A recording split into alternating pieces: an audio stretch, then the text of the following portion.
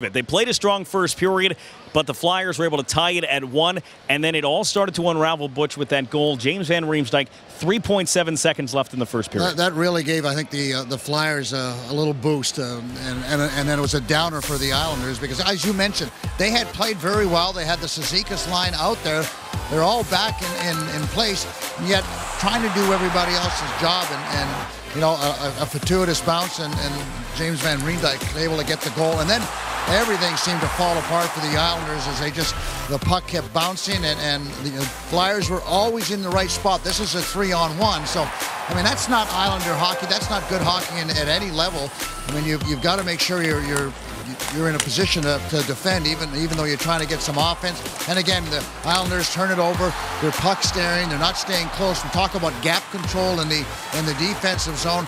And this is an opportunity for Del Cole, but it's a quick transition, and the Islanders don't come back. So a little bit lucky for the Flyers. They gave up an opportunity. They defended better than the Islanders, and then a great shot by Connectney. So that was really the type of game for me that the Islanders had, as they had enough opportunities, but it was the transition for the Flyers, or the opportunities for the Flyers, where the Islanders couldn't match the offensive production. Enough chances, there were saves on one end, and there were not saves on the other end. Calling card for this Islanders team all season has been defense and goaltending, but now they've allowed 4+ goals for the third time in the last 4 games. That's something that hasn't happened since before Thanksgiving, so the Islanders trying to pick up the pieces here. But let's talk about the third period, the big play of the third period, a dirty hit by Jake Voracek that cost the Islanders Johnny Boychuk at least for the rest of tonight, and we'll see for how long. Yeah, that's an unfortunate part, and Jake Voracek takes a look. He sees Johnny Boychuk coming. Boychuk's in on the forecheck, in on the pinch, and you can see that. I mean, he's down. Watch Voracek. He takes a look. He knows he's coming,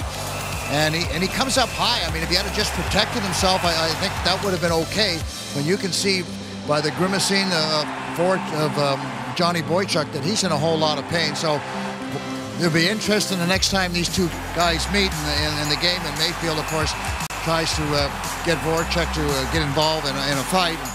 Wouldn't have changed the game, but you know, right now everybody's going after Jake Voracek. He's a marked man, and he's not going to fight. He doesn't need to fight at this point in time. So we'll see how the NHL reacts to this hit, Brendan. I'd love to know why, as we discussed this rule and showed it earlier on, why there wasn't a game misconduct. It would have changed maybe not the outcome of the game, but the way the game played in the last 10 minutes.